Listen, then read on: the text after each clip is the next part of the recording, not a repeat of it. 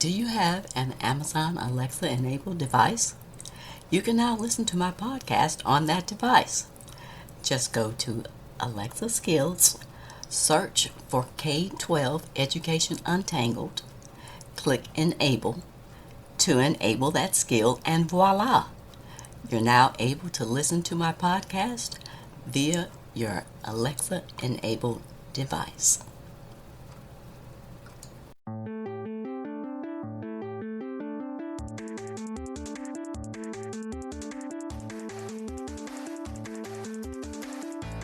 Welcome to another episode of K-12 Education Untangled. My name is Dr. Kim Fields, former corporate manager turned educational researcher and advocate, and I'm the host of this podcast. I got into this space after dealing with some frustrating interactions with school administrators and educators, as well as the micro-discriminations that I faced as an African-American mom raising my two kids who were in the public school system. I really wanted to understand how teachers were trained and what the research provided about the challenges of the public education system. If you're looking to find out more about current topics in education that could affect you or your children, then you're in the right place.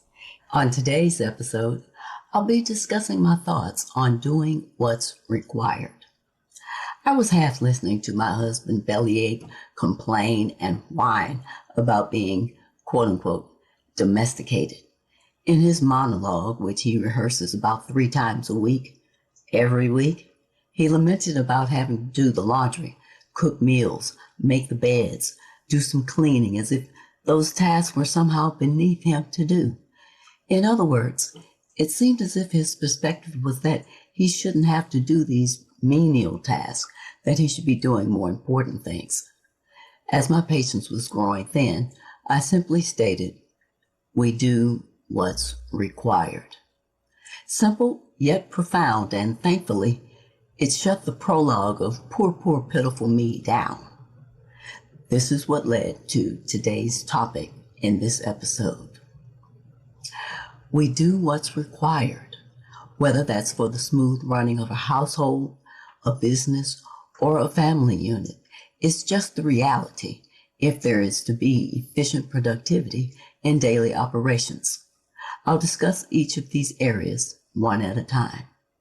The smooth running of a household involves doing what's required.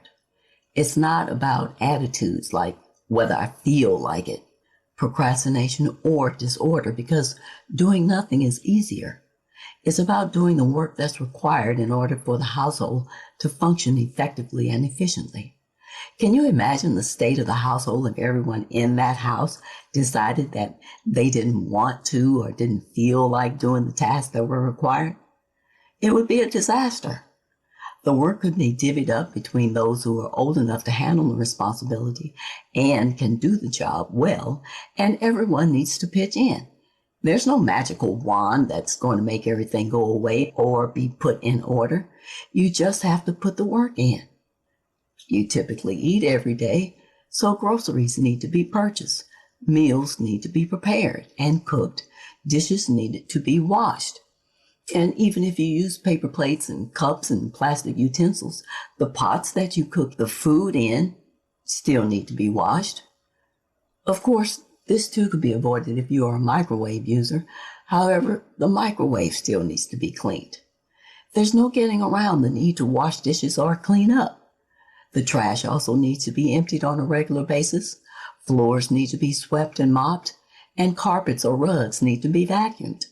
The clothes aren't going to wash themselves, so doing the laundry is a must. What else makes for the smooth running of a household? Finances and money management, technology, kids and daycare or pre-K or the K-12 public school system. It's no secret that we need to do what's required to keep our home finances in order for the household to run smoothly. However, we often overlook a few other aspects that are part of keeping a house running well. Technology is one of those factors that we cannot ignore. We should make sure that we have easy access, not just to basic entertainment, but also educational shows and resources for our children in K through 12 school. Someone also needs to take the lead on repairing and ensuring that technology functions at the highest levels. Having the technology for your children helps them to stay up to date with their classes while also adding much needed stress relief into the day-to-day life. Overall, taking care of all these factors is important for the smooth running of the household.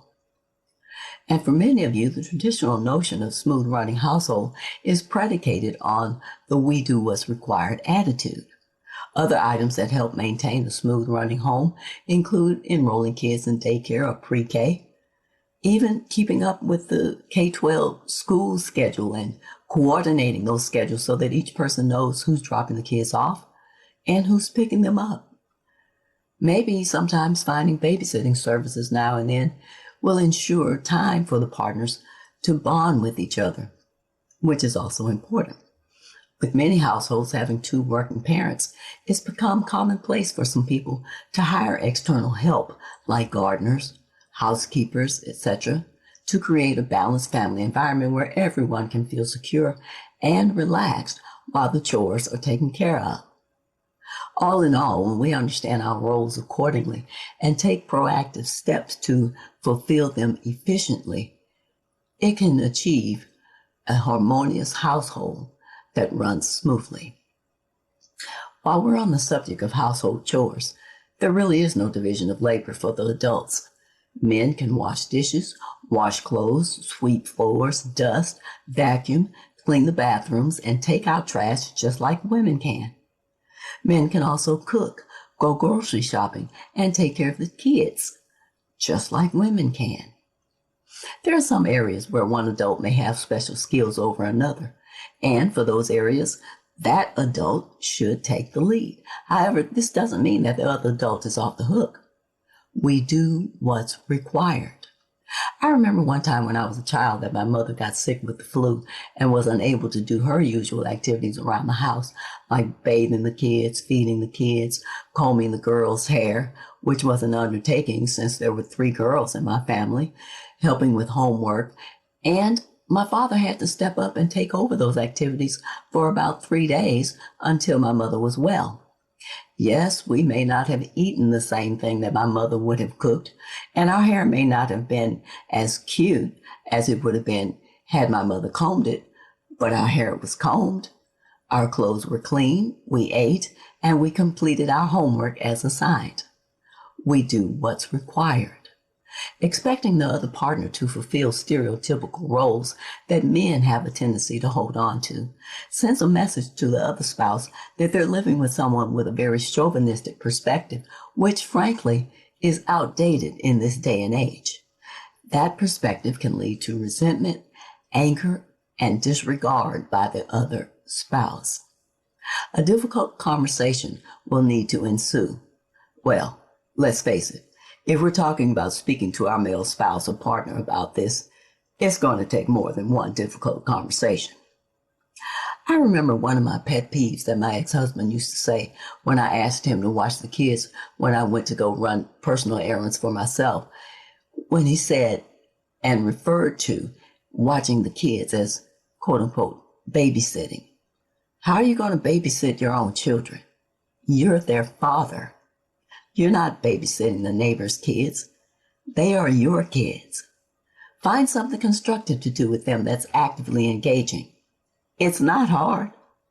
You may not want to do it, but in the scheme of things, what does that mean? We all do what's required. Guys, I'll share a word of wisdom here. Happy wife, happy life. The second piece of wisdom that I offer is this. A woman takes what you give her, multiply it, and give it back to you.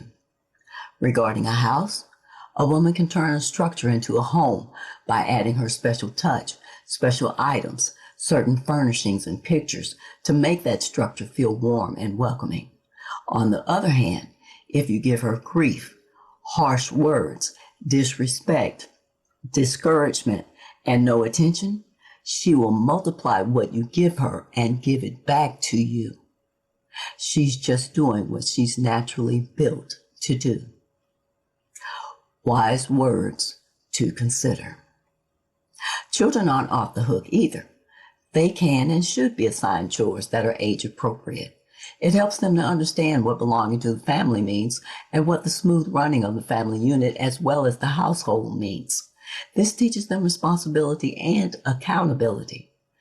There should be no allowance associated with typical household chores. Now, if there are special tasks that you want your child to do that are above and beyond the smooth running of the household, like cleaning the baseboards, polishing silver, cleaning out the garage, clearing out old newspapers and magazines, cleaning the windows and window sills inside and out, etc., then you might consider paying an allowance for those chores. Otherwise, completing the household chores that are age appropriate for each child should be a requirement in which everyone pitches in. In business, how would a business run effectively and make money if everyone in the business did things when they felt like it? The simple answer is, it wouldn't. If a business isn't making money, it wouldn't be a business for very long. Everyone in the business or the company has a specific role to play in order for smooth operations of the business to occur on a daily basis. Whether you love your job or dislike what you're doing at the current moment, there are aspects to that job, even if you love it, that you don't like doing. It doesn't matter. The work still needs to be done because we do what's required. After all, we do what's required in business, like setting high standards for employees to follow, adhering to budgets and timelines, and going the extra mile to produce exceptional results. Those activities generally require motivation and foresight, which only adheres to a formal structure that can inspire. We demand accountability from our workforce because we are responsible for running a successful enterprise. We make money by doing work productively and economically. Therefore, if everyone did things when they felt like it, we would be unable to achieve commitment and organization necessary for any business endeavor. It appears that while we may need flexibility within the system to meet unpredictable demands, without rigor and procedure, businesses would not have the means of long-term success or commercial gain. The reality is, we do what's required in business to both remain successful and to make money. If we were to imagine a hypothetical situation in which we all simply followed our own individual whims, we would quickly find that we can't adequately fulfill the necessary requirements of a successful business model. For it to become profitable, there must be commitment, coordination, and collaboration between staff members, as well as a disciplined approach to each aspect of running the business, including marketing, sales, and customer support. There can't be any wavering when it comes to achieving the desired task at hand. It's necessary to work together with an aligned focus in order to reap the rewards of profitability. Doing what's required is not an option. It's a necessity for the smooth running and efficient running of a household, for the hierarchical cohesiveness of the family unit, and for the profitability of running a business. As is the usual case for these personal story-related episodes in which I close with either a quote or a clean joke, I provide the following quotes for you to ponder. If we change the way we look at things, the things we look at change. Wayne Dyer. Remember not only to say the right thing in the right place, but far more difficult still, to leave unsaid the wrong thing at the tempting moment. Benjamin Franklin.